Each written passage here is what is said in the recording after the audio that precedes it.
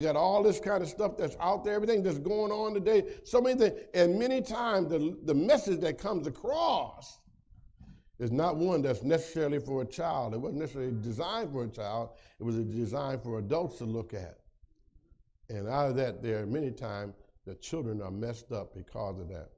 Other thing, just give your child, give them a notepad, give them a notepad, just give it to them. I mean, they'll figure out how to open it, how to get it open. You think that you come back, he got it all open and everything, and you say, where they giving your phone? They want your phone. Then you give them their own phone, and next thing you know, the child. How long has he been like this? From a child. From a child. I'm grateful to see children come into church, but I'm telling you, it's almost like a sign outside, no children allowed. It's like, no children allowed. Don't bring the children. I don't want to go. I don't want to go. I don't want to go. I don't want to go. All right, stay here. I'll be back.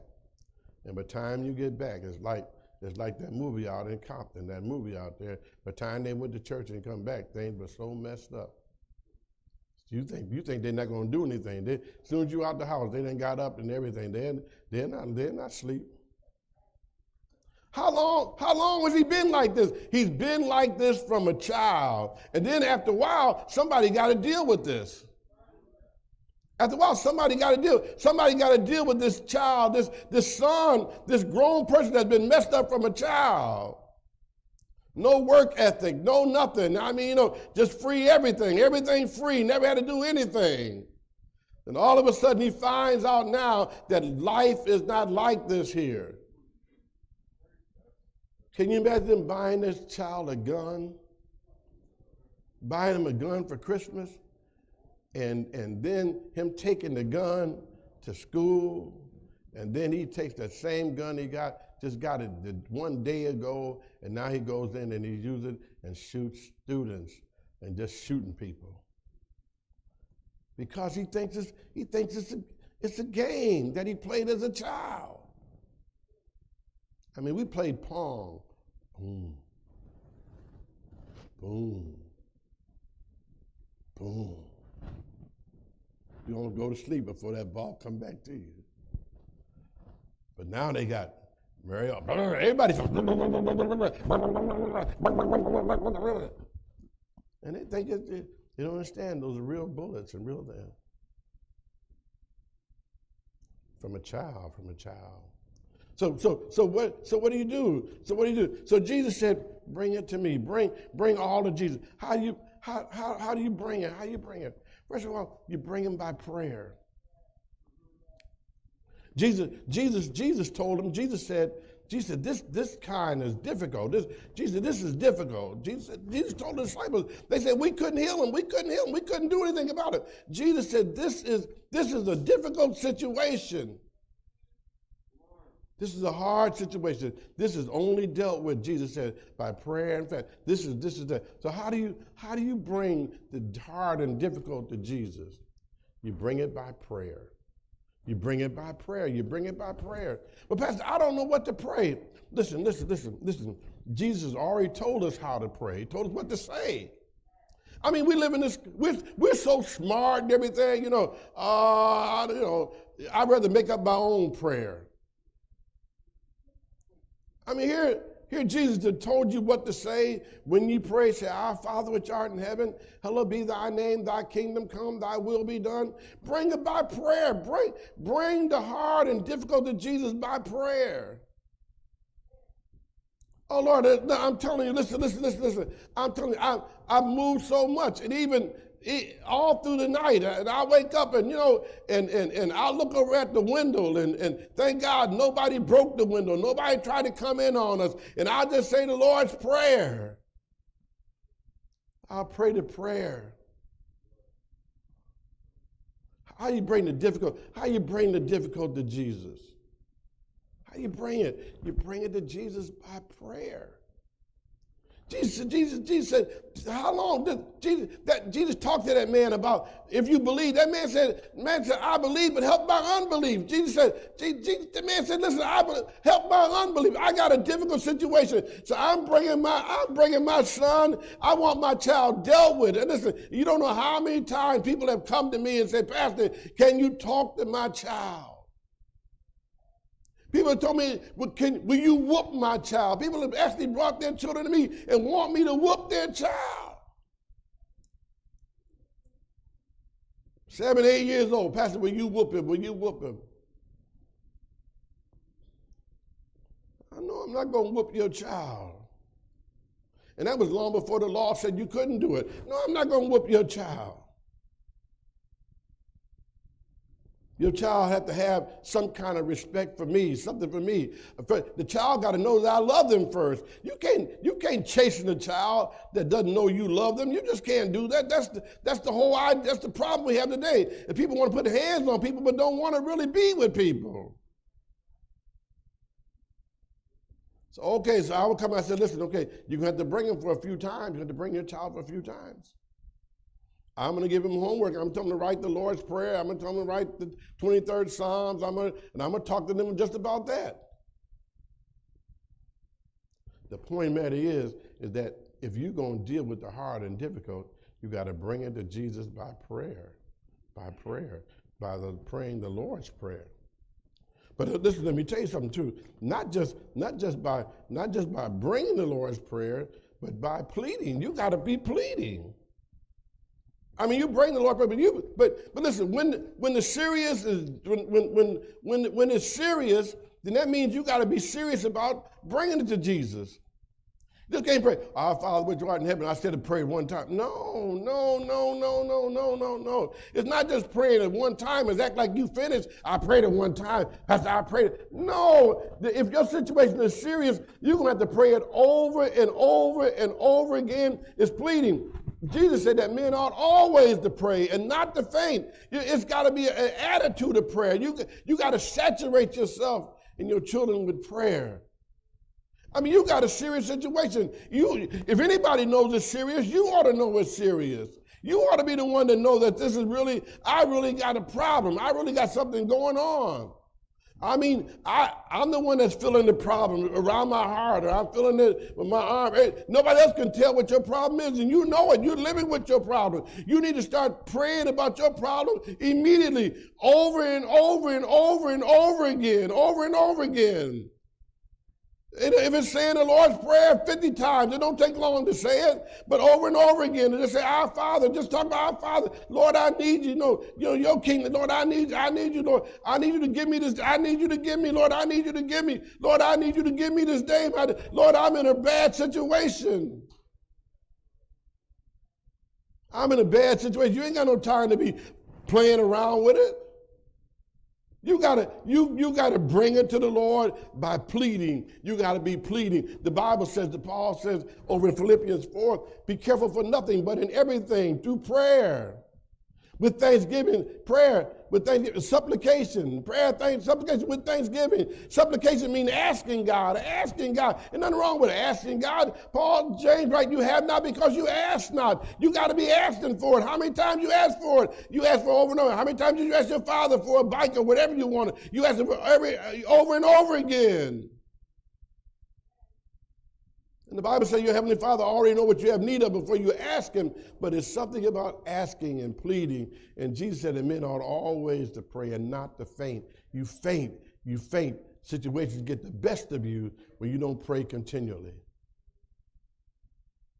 But not just by prayer and by pleading, but you got to bring Him to Jesus by patience.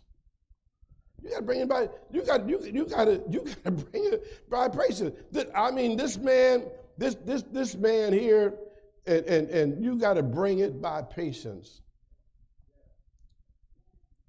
I mean, some just like everything else, you want things turned around just overnight. Now Jesus can do it. Jesus is going to deal with this situation.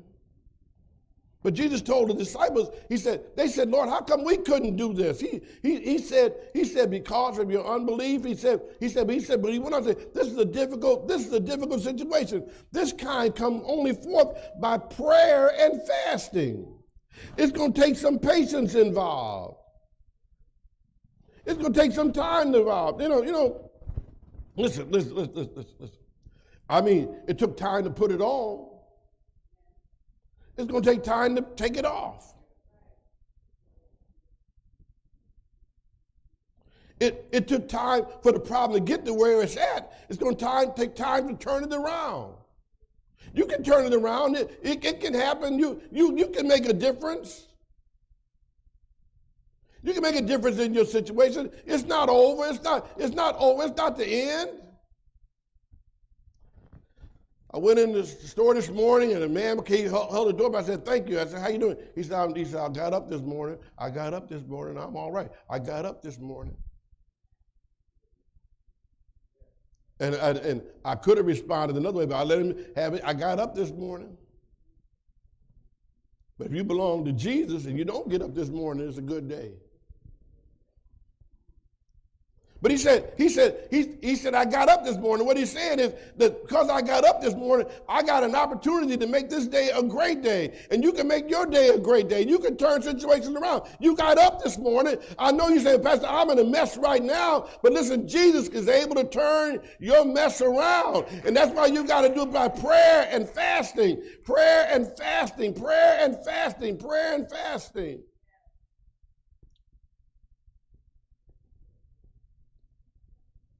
The other day, I was traveling the other day, and while waiting for a flight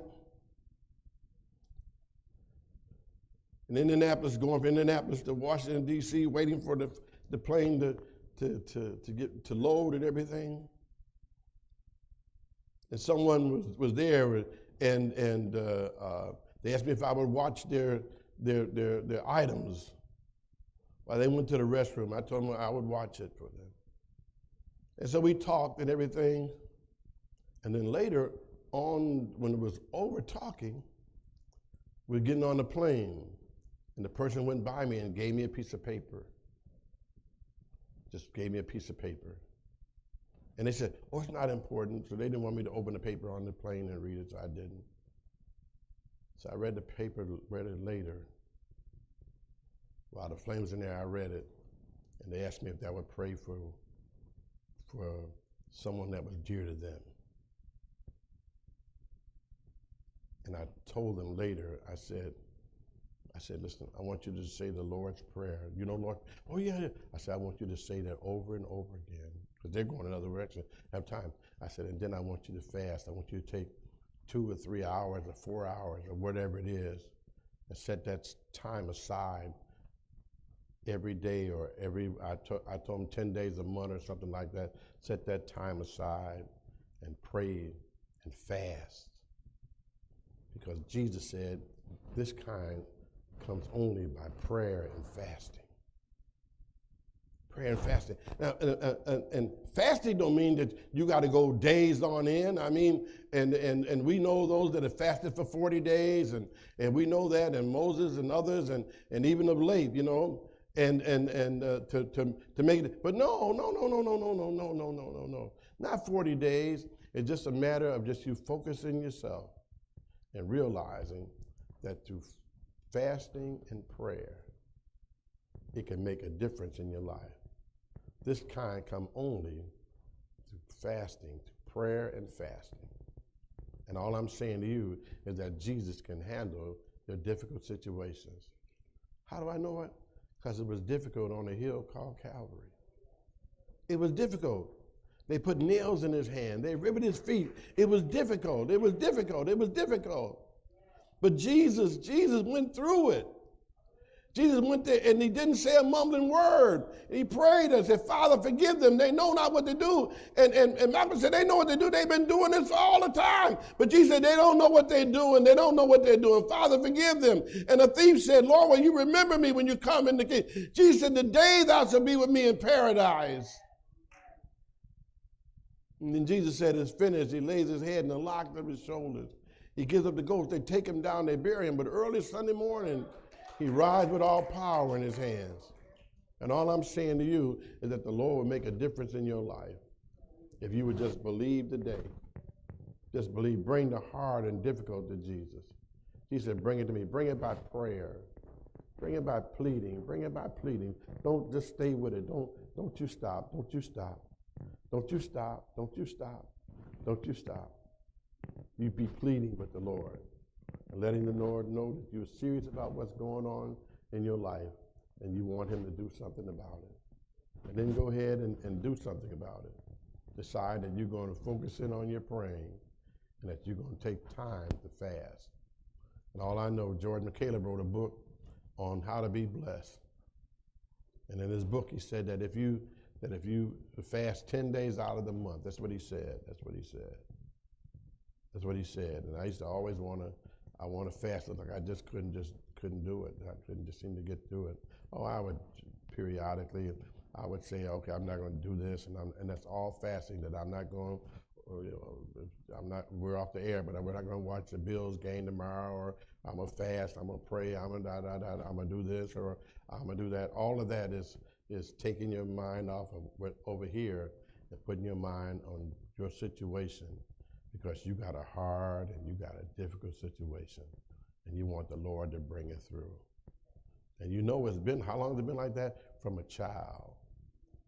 Pastor, I've been messed up for a long time, and I want it turned around. Do you want things turned around in your life? Are you like me? You've got some things you want turned around in your life. Are you like me that you're looking for a brighter day ahead?